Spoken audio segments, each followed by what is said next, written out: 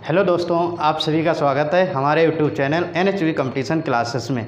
आज हम लोग पढ़ेंगे व्यंजन। इससे पहले हम लोगों ने स्वर से संबंधित जो भी बातें थी वो जानी थी और जितने भी मतलब स्वर से क्वेश्चन बनेंगे उसके बारे में भी बताया था। आज उसी से संबंधित वर्णमाला से ही संबंधित एक दूसरा मतलब पार्ट है जिसे हम व्यंजन कहते हैं। तो व्यंजन किसको कहते हैं ये बातें पढ़ेंगे कि व्यंजन क्या होता है, व्यंजन किसको कहते हैं, व्यंजन के भेद क्या होते हैं, या व्यंजन कौन कौन से होते हैं, अघोष कौन से होते हैं। सब इस तरीके से जो भी बातें होंगी वो आज हम लोग जानेंगे। हम लोग स्वर तो पढ़ ही चुके हैं, स्वर किसको कहते हैं। तो सर हम बताया था कि ऐसे मतलब वर्ण जो स्वतंत्र रूप से बोले जाते हैं तो उन्हें स्वर कहते हैं। स्वर कितने थे? लेखन के आधार पर 13 थे और मतलब उच्चारण के आधार पर 10 थे और स्वरों की संख्या 11 थी। इस तरीके से हम लोगों ने बाकी बातें सभी पढ़ी थी। आज हम लोग पढ़ेंगे व्यंजन पढ़ेंगे। क्या पढ़ेंगे? व्यंजन। अब बात यह है कि व्यंजन किसको कहते हैं। स्वर पूछा था ना, स्वर बताया था कि क्या होता है स्वर। तो आज देखेंगे व्यंजन किसको कहते हैं। तो एक बात ध्यान रखना कि व्यंजन क्या होता है। व्यंजन उसको कहते हैं कि ऐसे वर्ण, कौन से वर्ण? ऐसे वर्ण जो स्वतंत्र रूप से, ऐसे वर्ण जो स्वरों की सहायता से बोले जाते हैं। क्या होते हैं कि मतलब इसमें स्वर की आवश्यकता होती है। स्वर और जो मतलब वर्ण होते हैं, स्वर और जो वर्ण होते हैं उन्हें क्या कहते हैं? व्यंजन कहते हैं। और वर्ण दो प्रकार के होते हैं, बताया ही था कि मतलब एक स्वर होता है, एक व्यंजन होता है। तो व्यंजन किसको कहते हैं? तो ध्यान रखना, व्यंजन ऐसे वर्णों को कहते हैं जो स्वरों की सहायता से बोले जाते हैं। फिर आपसे पूछा जाए कि मतलब ये बात लिखी भी है कि जो वर्ण स्वरों की सहायता से बोले जाते हैं उनको व्यंजन कहते हैं। फिर पूछा जाए व्यंजनों की संख्या। क्या पूछा जाए? व्यंजनों की संख्या। तो स्पर्शी व्यंजन, व्यंजन कितने होते हैं? 33 होते हैं। व्यंजन कितने होते हैं? 33 होते हैं। स्पर्शी व्यंजन कितने होते हैं? 25 होते हैं। अंतस्थ व्यंजन कितने होते हैं? 4 होते हैं। उष्ण व्यंजन कितने होते हैं? 4 होते हैं। अच्छा, एक चीज़ इसमें देखनी है, एक बात समझो कि व्यंजन 33 बता दिए, सही 33 होता है। व्यंजन कितने होते हैं? 33 होते हैं। इसमें स्पर्शी व्यंजन, क्या? स्पर्शी व्यंजन, स्पर्शी व्यंजन टोटल 25 होते हैं। और प्रत्येक वर्ग, ये कितने वर्गों में बटे होते हैं? 5 वर्गों में। प्रत्येक वर्ग में 5 वर्ण होते हैं। वर्ग कितने होते हैं? वर्ग होते हैं 5 होते हैं और प्रत्येक वर्ग में 5 वर्ण होते हैं। तो टोटल कितने हो गए? 25 वर्ण हो गए। जब 25 वर्ण हो जाते हैं तो ये स्पर्शी व्यंजन कहलाते हैं। क्या कहलाते हैं? स्पर्शी व्यंजन कहलाते हैं। फिर इसके बाद आता है अंतस्थ व्यंजन। अंतस्थ कितने होते हैं? 4 होते हैं। फिर इसके बाद आता है उष्ण व्यंजन। क्या आता है? उष्ण व्यंजन। उष्ण व्यंजन को मिलाकर ये जो टोटल हो जाते हैं 33। कितने हो जाते हैं? 33 हो जाते हैं। अगर इन्हें दूसरे, जैसे आप लोग बता रहे संयुक्त व्यंजन होता है, वो भी सर व्यंजन ही होते हैं। हाँ, वो व्यंजन होते हैं लेकिन उनकी एक अलग मतलब परिभाषा होती है कि वो संयुक्त व्यंजन होते हैं। वो व्यंजन नहीं बल्कि संयुक्त व्यंजन होते हैं। उनकी भी संख्या 4 होती है। इसके बाद आते हैं द्विगुणी व्यंजन, सही, ताड़न जाति व्यंजन भी कहते हैं और उन्हें उत्क्षिप्त व्यंजन भी कहते हैं। तो वो 2 होते हैं, उनको भी पढ़ेंगे और संयुक्त व्यंजन उसको भी पढ़ेंगे और बाकी जो व्यंजन है स्पर्शी व्यंजन उनका अध्ययन करेंगे। तो पूछा जाए कि स्पर्शी व्यंजन किसको कहते हैं, ठीक। आपसे पूछा जाए कि स्पर्शी व्यंजन किसको कहते हैं तो ध्यान रखना कि स्पर्श का मतलब होता है कहीं ना कहीं, मतलब जो हमारे फेफड़े से कोई मतलब जो अंदर से आवाज़ निकलती है या ध्वनि निकलती है वो किसी ना किसी मुख के किसी भाग में टच करती, स्पर्श करती है, तो उसी को स्पर्शी व्यंजन कहते हैं। तो ये परिभाषा में जिन व्यंजनों का उच्चारण करते समय हवा फेफड़े से निकलकर मुख के किसी भाग स्थान विशेष को स्पर्श करे उसे स्पर्शी व्यंजन कहते हैं। तो बात समझ में आ गई होगी। स्पर्शी व्यंजन किसको कहते हैं और व्यंजन किसको कहते हैं। व्यंजन उसको कहते हैं जो वर्ण स्वरों की सहायता से उन्हें व्यंजन कहते हैं। स्पर्शी व्यंजन उन्हें कहते हैं कि जब मतलब ध्वनि निकलती है तो मुख के किसी न किसी विशेष स्थान से टच होकर बाहर की तरफ आती है, उसे हम स्पर्शी व्यंजन कहते हैं। स्पर्शी व्यंजनों की संख्या पता ही हो गई, कितनी होती है? 25 होती है। फिर बाद में पूछा जाए कितने वर्गों में 25 वर्ण बटे होते हैं तो 5 वर्ग बराबर मतलब गुणे 5 बराबर टोटल 25 स्पर्शी व्यंजन होते हैं। तो ये बातें समझ आ गई होंगी कि स्पर्शी व्यंजन कितने होते हैं? 25 होते हैं, 5 वर्गों में विभाजित होते हैं और प्रत्येक वर्ग में 5 होते हैं और टोटल 25 स्पर्शी व्यंजन होते हैं। आगे हम लोग देखते हैं, आगे ये है कि इसमें समझना है कि कितने वर्ग होते हैं, कौन कौन से वर्ग होते हैं। तो इस तरीके से 5 वर्ग होते हैं। एक वर्ग होता है जिसको क्या कहते हैं, का वर्ग कहते हैं। क्या कहते हैं, का वर्ग कहते हैं। ये का वर्ग हो गया। उसके बाद चा वर्ग आता है, फिर टा वर्ग आता है, फिर ता वर्ग आता है और फिर पा वर्ग आता है। और प्रत्येक वर्ग में 5 वर्ण होते हैं। क्या होते हैं, प्रत्येक वर्ग में 5 वर्ण होते हैं। जिसमें ये पहले वर्ग आता है का आता है, इसमें का होता है, खा होता है, गा होता है, घा होता है और या होता है, उआ होता है। सही, उआ इसको बोलते हैं। तो ये इसमें होता है। फिर पूछा जाए चा वर्ग में कौन से, चा आता है, छा, जा, झा और ये इया होता है, ये यहाँ होता है। फिर इसके बाद टा वर्ग में 5 होते हैं। टा, ठा होता है, डा होता है और डा होता है और ये अड़ा होता है। इसमें एक इनको याद रखना, इस तरीके से भी बने होते हैं। इनके बारे में भी बताएंगे कि ये क्या होते हैं। सही, ये इन्हें ध्यान रखना। इसके बाद ता वर्ग होता है, ता होता है, था होता है, दा, धा और ना। ये 5 वर्ग होते हैं, 5 वर्ण होते हैं। और फिर इसके बाद पा वर्ग आता है जिसमें पा, फा, वा, भा और माँ होता है। इस तरीके से ये टोटल कितने वर्ण हो जाते हैं, 25 वर्ण हो जाते हैं। याद रहेगा ना, 25 वर्ण होते हैं। अब इसकी देखो कंडीशन देखेंगे। जैसे हम स्वर का अध्ययन ही कर रहे थे तो स्वर को 3 महत्वपूर्ण बातें ध्यान रखनी थी कि जैसे मतलब उसमें पूछा जाए उच्चारण के आधार पर और घोषत्व के आधार पर, या जिसे घोषत्व के आधार पर, और दूसरा बताया था प्राणत्व के आधार पर।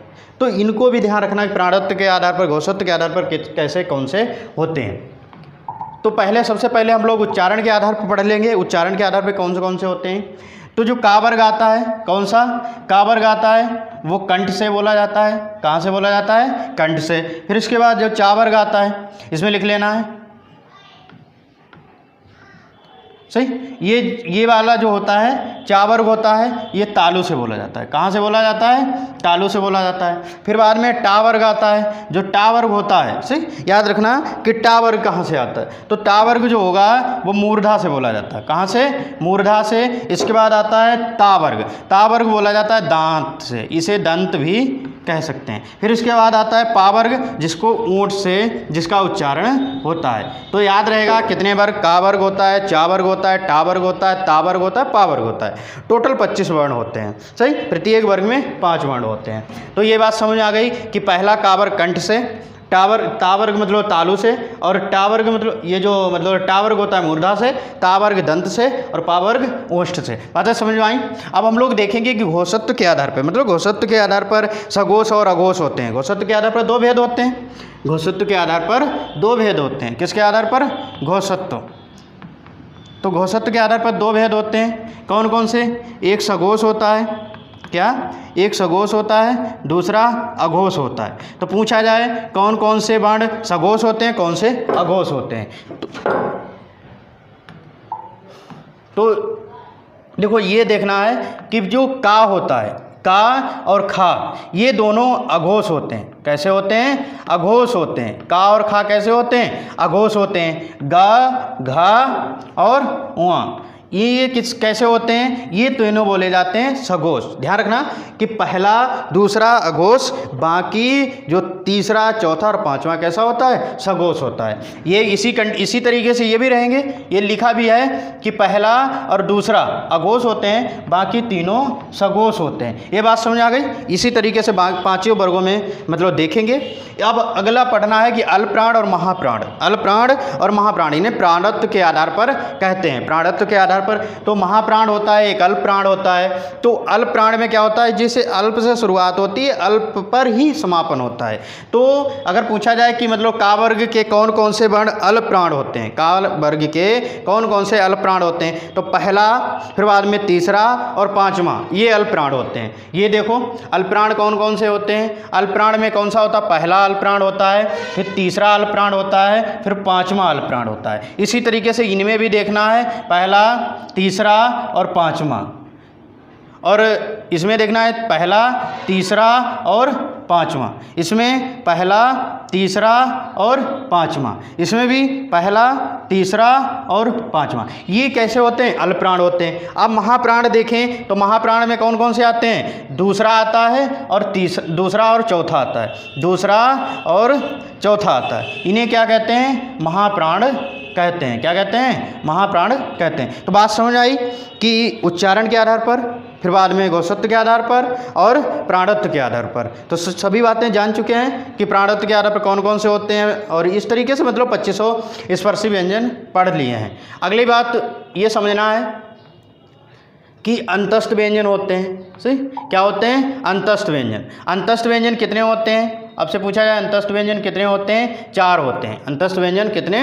4 होते हैं, जिसमें कौन कौन से होते हैं? या होता है, रा होता है, ला होता है और वा होता है। तो जो या होता है, वो रा होता है, ला होता है और वा होता है, ये चारों व्यंजन क्या कहलाते हैं? अंतस्थ व्यंजन कहलाते हैं। तो अंतस्थ व्यंजन में या अब इन्हें उच्चारण के आधार पर, वही कंडीशन देखेंगे, उच्चारण के आधार पर, घोषत्व और प्राणत्व के आधार पर। तो पूछा जाए ये सभी कैसे होते हैं? ये आपसे पूछा जाए अंतस्थ व्यंजन सभी कैसे होते हैं? तो अंतस्थ व्यंजन सभी सघोष होते हैं। क्या होते हैं? सभी अंतस्थ व्यंजन सघोष होते हैं। और प्राणत्व के आधार पर पूछे जाए तो सभी कैसे होते हैं? अल्प प्राण होते हैं। कैसे होते हैं? अल्प प्राण होते हैं।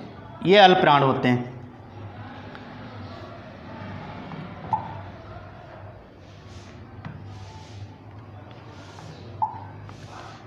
ये कैसे होते हैं? अल्प प्राण होते हैं।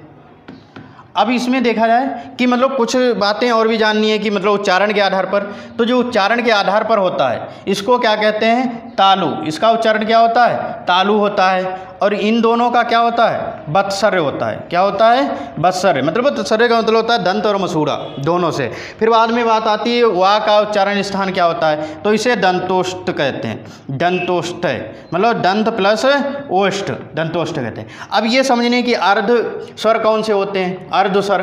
तो अर्ध स्वर 2 होते हैं। कौन कौन से? या और वा होता है। या और वा होता है। ये अर्ध स्वर क्यों कहते हैं? तो अर्ध स्वर इसलिए कहते हैं जिसे लिखा है कौवा। क्या लिखा है? कौवा। तो कौवा को हम इस तरीके से भी लिख सकते हैं, कौवा को इस तरीके से भी लिख सकते हैं। दोनों सही लिखे हैं, दोनों सही लिखे हैं। तो क्या है कि कभी कभी व्यंजन स्वर का भी कार्य करता है। इसी कारण अर्ध में आधा स्वर में स्वर, आधा स्वर का कार्य करता है, इसी कारण अर्ध स्वर कहते हैं। ये बात समझ आ गई? युवा को अर्ध स्वर क्यों कहते हैं। फिर बाद में या है। क्या है? या, जिसे लिखा है महिलाएं। क्या लिखा है? महिलाएं। अब महिलाएं लिखा है तो एक ही जगह पे क्या लिख सकते हैं? या भी बना सकते हैं। क्या बना सकते हैं? या। तो यहाँ पे या का कार्य स्वर में कर रहा है तो इसी कारण इसे अर्ध स्वर भी कहते हैं। फिर बाद में क्या होता है? पार्श्विक होता है। पार्श्विक समझना, पार्श्विक क्या होता है? तो पार्श्विक हम किसको कहते हैं? तो पार्श्विक जो वर्ण होता है, क्या होता है? पार्श्विक वर्ण। पार्श्विक वर्ण, पार्श्विक वर्ण कौन सा होता है? तो पार्श्विक वर्ण जो होता है ला होता है। पार्श्विक कौन सा होता है? ला होता है। और प्रयत्न के आधार पर जो रा पूछा जाए कैसा होता है? प्रकंपित होता है। प्रयत्न के आधार पर, प्रकंपित याद रखना, प्रयत्न के आधार पर। किस आधार पर? प्रयत्न के आधार पर। प्रयत्न के आधार पर रा कैसा होता है? प्रकंपित होता है। तो ध्यान रखना, लुंठित और प्रकंपित क्या होता है? रा होता है। लुंठित और प्रकंपित क्या होता है? रा होता है। इतनी बात समझ में आ गई होंगे अंतस्थ व्यंजन से संबंधित जो भी बातें हैं। अगला देखते हैं। अगले में ये पूछा गया उष्ण व्यंजन। देखते हैं उष्ण व्यंजन भी कितने होते हैं? 4 होते हैं। कौन कौन सा? सा होता है, सा होता है, सा और हा होता है। ये बात फिर इसमें भी समझनी है कि सभी सही मतलब सभी उष्ण व्यंजन कैसे होते हैं? अघोष होते हैं। अघोष होते हैं। सभी कैसे होते हैं? अघोष होते हैं। बस एक कंडीशन ये है कि हा कैसा होता है? सघोष होता है। कैसा होता है? हाँ, सघोष होता है। और बाकी जो चारों होते हैं ये प्राणत्व के आधार पर सभी महाप्राण होते हैं। कैसे होते हैं? महाप्राण होते हैं। बात समझ आ गई? अब इनका उच्चारण देखेंगे चारों का उच्चारण देखेंगे तो सा का उच्चारण जो होता है तालु होता है, और इस सा का उच्चारण मूर्धा होता है, और इस सा का उच्चारण बत्सर्य होता है, और इस सा का ये हा होता है, इसका उच्चारण कंठ से होता है। कहाँ से होता है? कंठ से होता है। इसका एक दूसरा मतलब इसकी एक विशेषता है, इसे काकल्य वर्ण भी कहते हैं। काकलीय वर्ण क्या कहते हैं? काकलीय व्यंजन भी कहते हैं या काकलीय वर्ण भी कहते हैं। अब और बातें समझनी है, ये बातें समझ में आ गई? सही। इसके बाद ये देखना है कि मतलब संयुक्त स्वर कौन कौन से होते हैं। संयुक्त स्वर क्या होता है कि संयुक्त को ही गुच्छ व्यंजन भी कहते हैं। ये बात ध्यान रखना कि संयुक्त स्वर को गुच्छ व्यंजन भी कहते हैं। क्या कहते हैं? गुच्छ व्यंजन। गुच्छ मतलब एक क्या होता है? समूह होता है। सही, दो वर्णों का, दो से अधिक वर्णों का क्या होता है? समूह होता है। तो संयुक्त मीन्स भी समूह ही होता है। तो इसमें संयुक्त में कौन कौन से वर्ण आते हैं? एक जो वर्ण, चार वर्ण होते हैं। कितने होते हैं? चार होते हैं। कौन कौन से? छा होता है, तिरा होता है, ज्ञा होता है और सिरा होता है। ये चार होते हैं। इसमें समझना है कि इनका पूछा जाए किससे किससे मिलकर बनते हैं। तो पूछा जाए छा किसके मिलता है? का प्लस सा से मिलता है। और ये जो का रहेगा कैसा रहेगा? हलंत वाला, मतलब आधा का रहेगा। फिर इसके बाद ता प्लस रा आता है, ता प्लस रा आता है बराबर तिरा बन जाता है। जा प्लस या आता है, जा प्लस या बराबर ज्ञा हो जाता है। और सा प्लस रा बराबर क्या हो जाता है? सिरा हो जाता है। तो ये इस तरीके से ये संयुक्त व्यंजन याद रखना कि संयुक्त व्यंजन को गुच्छ व्यंजन भी कहते हैं। बात समझ आ गई ना? संयुक्त व्यंजन को गुच्छ व्यंजन कहते हैं। अगली बात तो समझनी है कि नवीन ध्वनियाँ कौन कौन सी हैं। नवीन ध्वनियाँ ये समझना है कि नवीन ध्वनियाँ क्या होती हैं। नवीन ध्वनियों को आगत ध्वनि भी कहते हैं। क्या कहते हैं? नवीन ध्वनियों को आगत ध्वनि कहते हैं। सही, नवीन ध्वनियों को आगत ध्वनि भी कहते हैं। मतलब ये हमारी वर्णमाला में या हमारी हिंदी भाषा में नहीं थी, बल्कि ये किस भाषा से आई हैं ये भी पूछना, ये भी बहुत मतलब महत्वपूर्ण बात है कि किस भाषा से आई हैं। तो ये भाषा थी अरबी और फारसी। अरबी और फारसी। किससे? अरबी और फारसी से।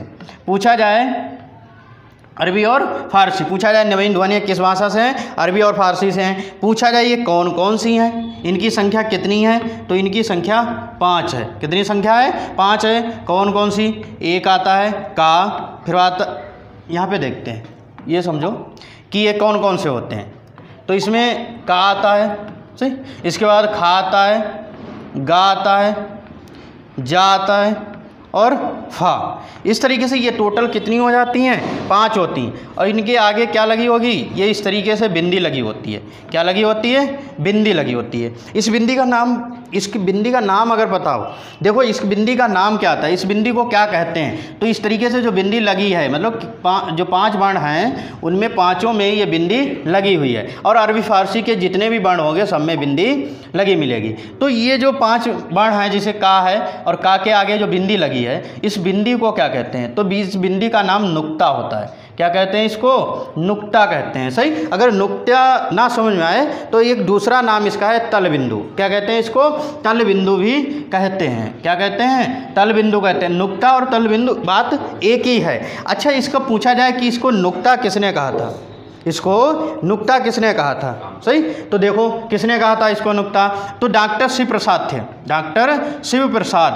डॉक्टर शिव प्रसाद सितारे हिंद, इनका नाम पूरा है डॉक्टर शिव प्रसाद सितारे हिंद ने इसे बताया कि ये नुक्ता है। क्या है? नुक्ता है। और किन ध्वनियों में लगा होता है? नवीन ध्वनियाँ या विकसित ध्वनियाँ या मतलब जो अरबी फारसी की ध्वनियाँ हैं उनमें लगा होता है। इनकी संख्या कितनी होती है? 5 होती है। अब इनको हम दूसरी कंडीशन और देखेंगे, जिसे अभी इससे पहले भी पढ़ चुके हैं। उच्चारण सघोष और अघोष के आधार पर पढ़े हैं और प्राणत्व के आधार पर पढ़े, अल्प प्राण और महाप्राण। अब देखो कौन कौन से?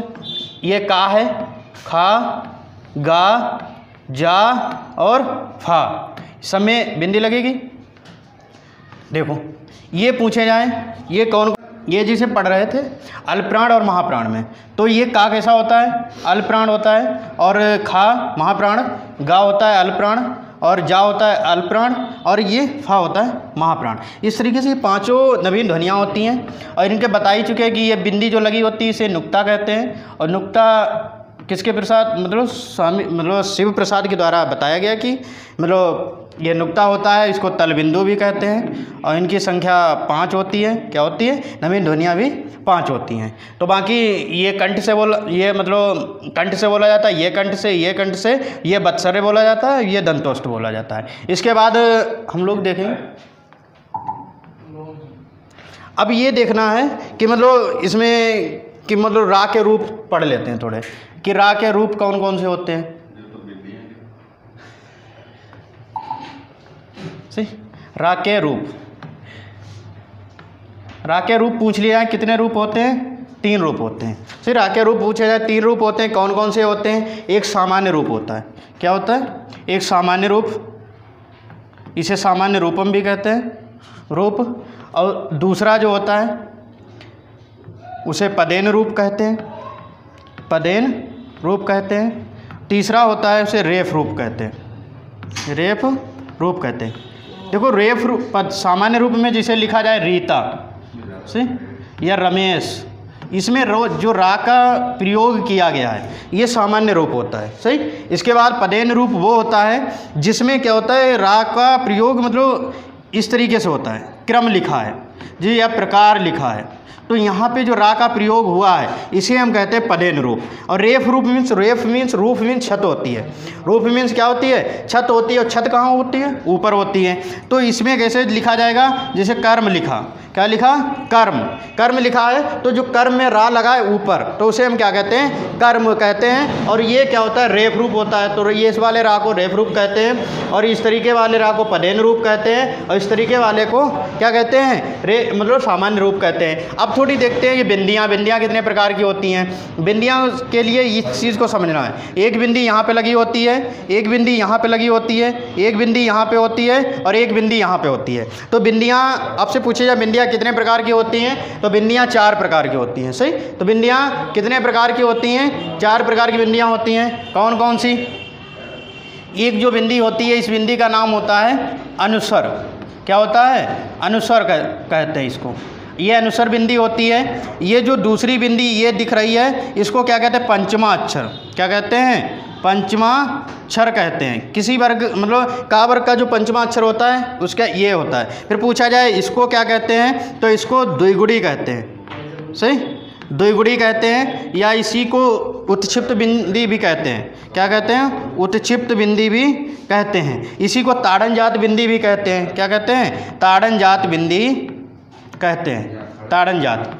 इसके बाद समझना है ये बिंदी क्या होती है? इस बिंदी को नुक्ता कहते हैं। क्या कहते हैं? इस बिंदी को नुक्ता कहते हैं। ये नुक्ता किसने कहा था? शिव प्रसाद ने कहा था। तो बिंदी की जो मतलब बिंदी की बातें हैं वो समझ गए होंगे कि बिंदी कितने प्रकार की होती हैं? 4 प्रकार की। ये बिंदी जो होती है किस में लगी होती है? अंग में लगी होती है। सही। ये इस तरीके से लगा होता है। ये बिंदी पंचमा अक्षर होता है, ये अनुस्वर होता है, और ये द्विगुड़ी जैसे ये होते हैं इस तरीके से लगा होता है, ये बिंदी होती है। और ये जैसे अरबी फारसी में मतलब यहाँ पे लगी होती है, ये बिंदी इस तरीके से होती है। अगली बात समझनी है और बातों को ये समझना है कि जिसे ताड़न जाति क्या होता है? ताड़न जाति व्यंजन कहा जाए, ताड़न जाति व्यंजन कहा जाए, या उत्क्षिप्त व्यंजन क्या कहा जाए? सही, उत्क्षिप्त व्यंजन कहा जाए, या फिर दूसरा नाम इसका है द्विगुड़ी व्यंजन कहा जाए। क्या? द्विगुड़ी व्यंजन कहा जाए। इनकी संख्या कितनी होती है? 2 होती है। कितनी संख्या होती है? 2 होती है। कौन कौन सी होती है? जिसे ये लिखा जाता है इस तरीके से, इस तरीके से समझो, ये लिखा होता है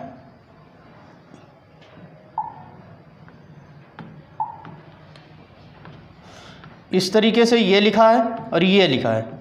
इनका पूछा या उच्चारण स्थान क्या होता है, तो दोनों का जो उच्चारण स्थान होता है वो मूर्धन्य होता है। क्या होता है? मूर्धन्य होता है। फिर पूछे जाए ये कैसे होते हैं, तो दोनों सघोष होते हैं। कैसे होते हैं? दोनों सघोष होते हैं। और एक पहला ये होता है अल्पप्राण, पहला क्या होता है? अल्पप्राण होता है, और दूसरा वाला महाप्राण होता है। दूसरा वाला क्या होता है? महाप्राण होता है। तो इस तरीके से ये जो मतलब क्लास थी, व्यंजन से संबंधित क्लास थी, उसमें सभी बातें मतलब बता चुके हैं। जो भी मतलब अगर बाई चांस समस्या रही हो क्लास में, समझ में ना आई हो, तो वो कमेंट के माध्यम से आप अपनी बात कह सकते हैं। कमेंट कर दें और साथ में सब्सक्राइब भी कर दें, और इसके बाद जो एक शेयर का ऑप्शन है उसको भी शेयर कर दें। और जो अंगूठा बनाया है, जिसे अंगूठा कहते हैं मतलब लाइक करने वाला, तो उसे तो लाइक तो कर ही दें। मतलब जब हम इतनी मेहनत कर सकते हैं तो तुम लाइक क्यों नहीं कर सकते हो? वाह, चलते हैं।